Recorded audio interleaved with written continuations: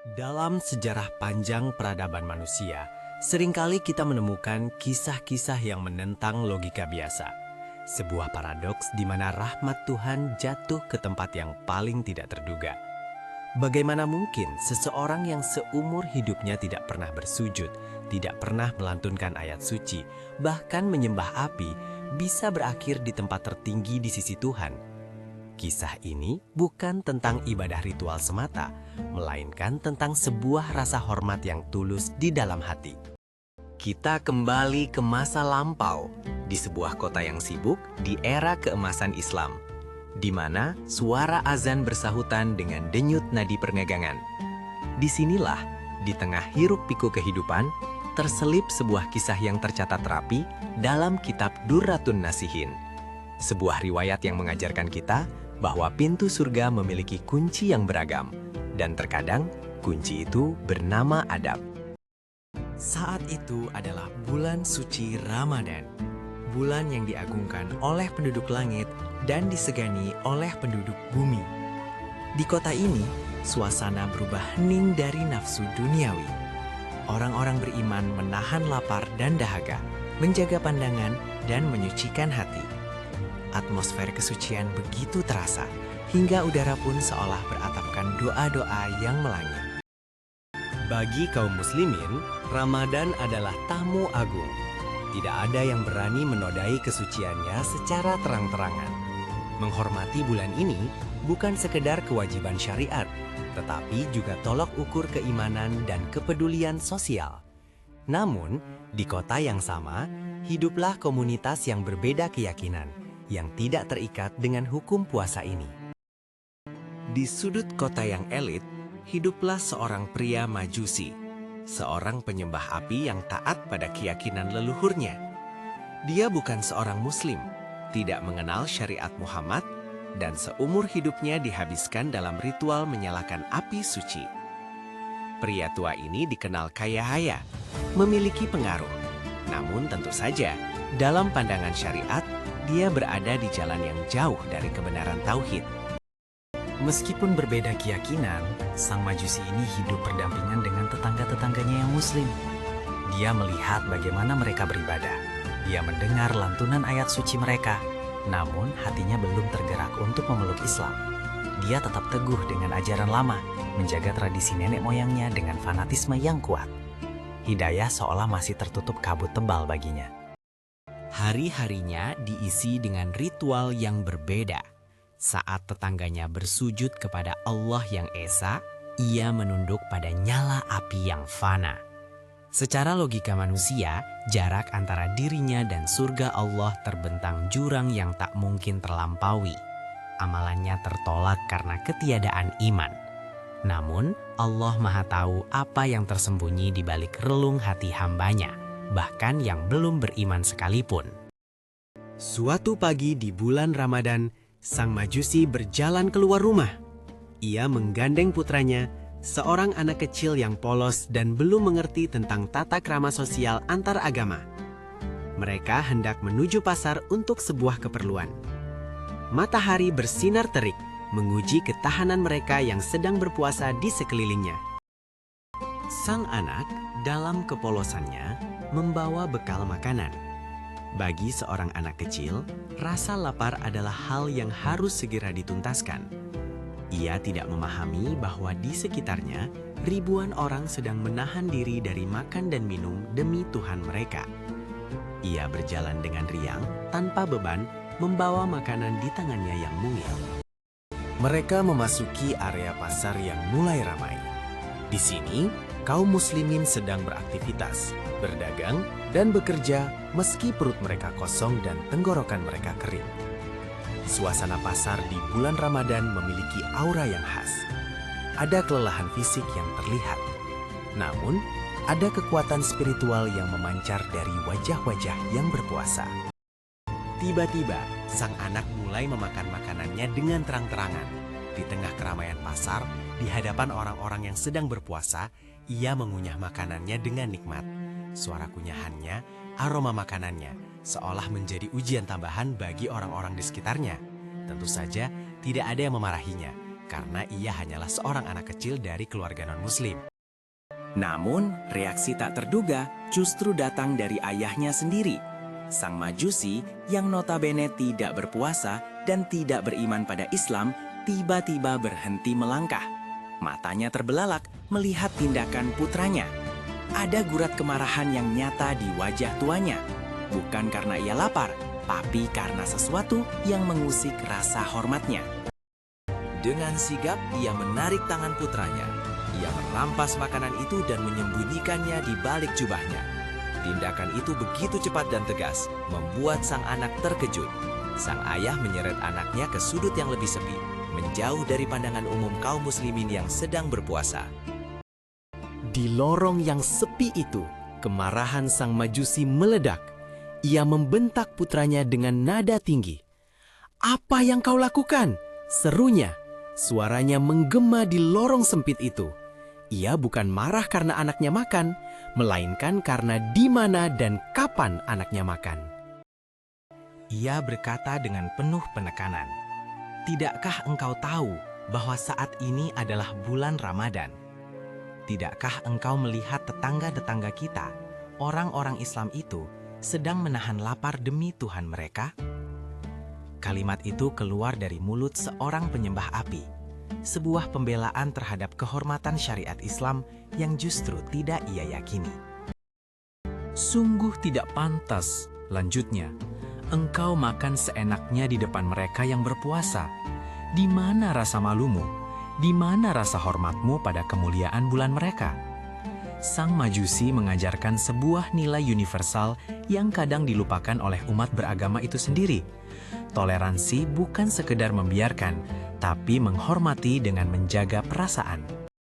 Sang anak menangis, menyadari kesalahannya bukan karena dosa agama, tapi karena melanggar etika sosial yang diajarkan ayahnya yang keras. Sang ayah pun berdiri, mengatur napasnya yang memburu. Baginya, menghormati bulan Ramadan adalah harga mati sebagai bentuk hidup berdampingan, meskipun ia tidak menyembah Allah. Mereka pun pulang dalam diam. Kejadian itu berlalu begitu saja bagi orang lain. Mungkin tidak ada muslim yang menyadari pembelaan sang Majusi tersebut. Namun, peristiwa kecil di lorong pasar itu tidak luput dari pandangan Zat yang Maha Melihat. Allah mencatat getaran hati hambanya yang memuliakan syiarnya, meski hamba itu belum bersujud padanya. Waktu terus berputar. Siang berganti malam, bulan berganti tahun.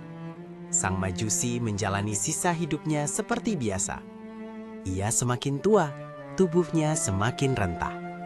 Namun, satu kejadian di bulan Ramadan itu telah menjadi titik cahaya kecil yang tanpa disadarinya mulai membesar di alam spiritual. Hingga tibalah masa di mana ajal mulai mendekat. Sang Majusi jatuh sakit parah. Tubuhnya yang dulu gagah, kini terbaring lemah tak berdaya. Hartanya yang melimpah tak mampu membeli perpanjangan usia. Di detik-detik kritis ini, biasanya setan berusaha keras menyesatkan manusia. Namun rencana Allah bagi orang yang memuliakan Ramadan sungguh berbeda. Dalam sakaratul mautnya, di ambang batas antara dunia dan akhirat, terjadi pergolakan batin yang hebat. Riwayat menyebutkan, di akhir hayatnya itu, Allah menganugerahkan hidayah.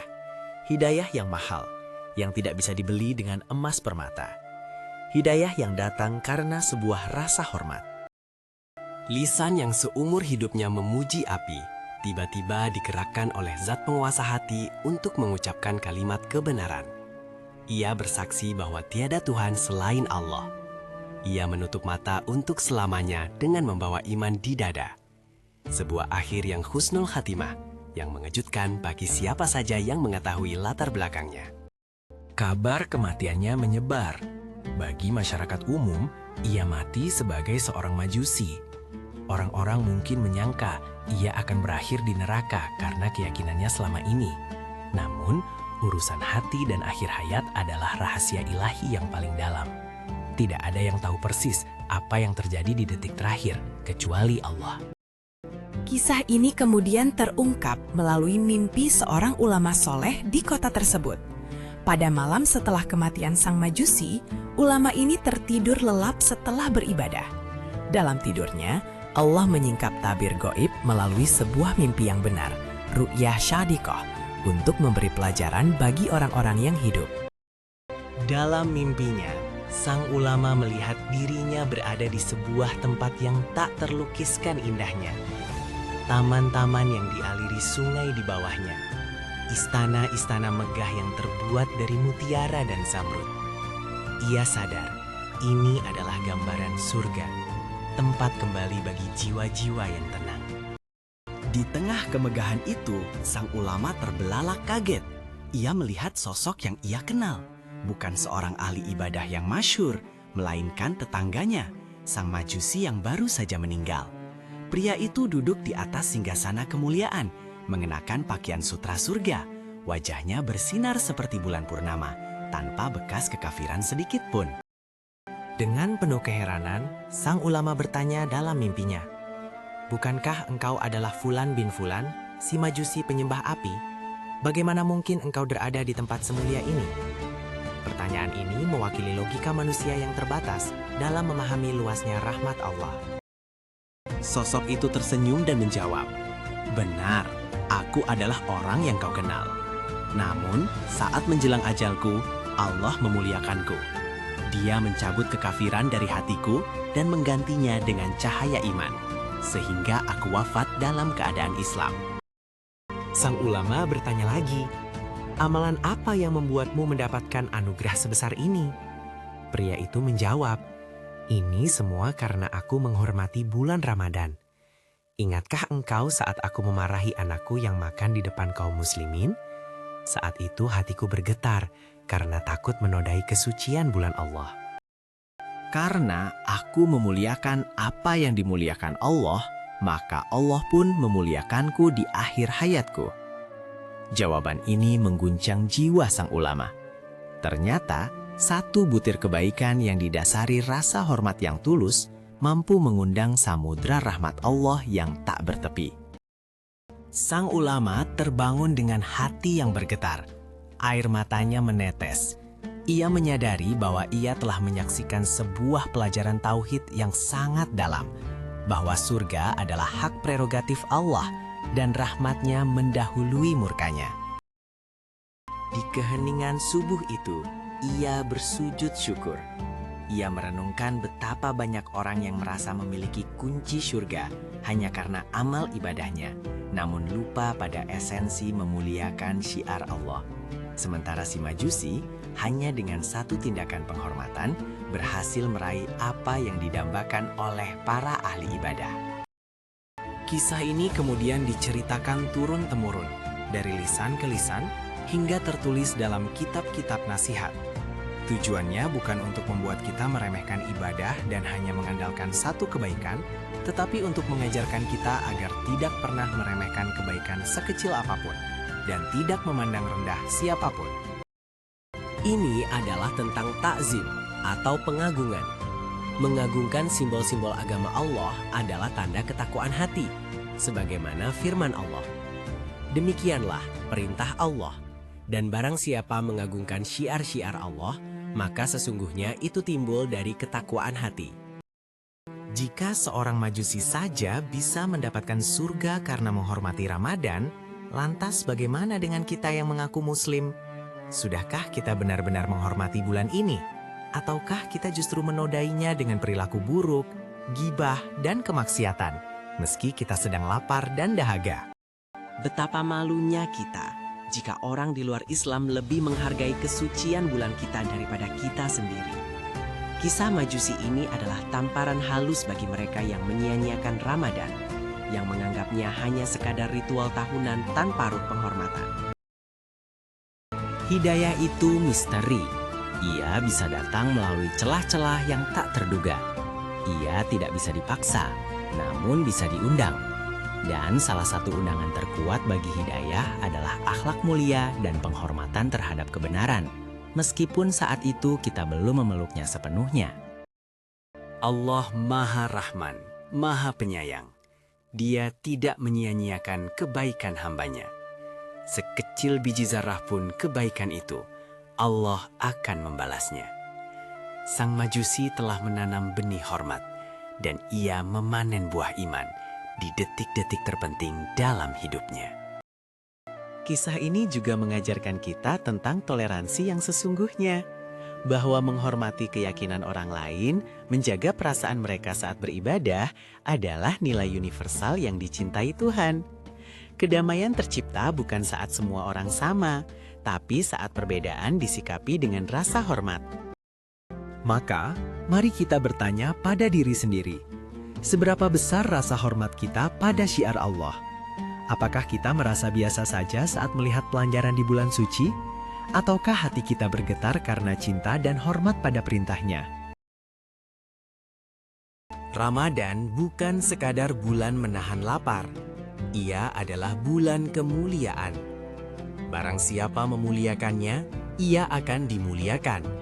Barang siapa menghinakannya, ia akan terhina. Sang Majusi memilih jalan kemuliaan, dan Allah menyambutnya dengan tangan terbuka. Kita berdoa, semoga Allah melembutkan hati kita agar senantiasa mampu melihat kebenaran dan menghormatinya. Semoga kita dianugerahi akhir hidup yang baik, husnul khatimah, sebagaimana Allah menganugerahkannya kepada hamba-hamba pilihannya. Sebuah riwayat klasik, sebuah hikmah abadi. Dari seorang penyembah api yang menjadi penghuni surga, kita belajar bahwa jalan menuju Allah terkadang dimulai dari langkah sederhana, menghormati apa yang dicintai Allah. Semoga kisah ini menjadi pelita bagi hati yang sedang mencari cahaya. Jangan pernah lelah berbuat baik dan jangan pernah merasa aman dari dosa. Karena akhir cerita kita hanya Allah yang menggenggamnya. Wallahu a'lam bis-shawab.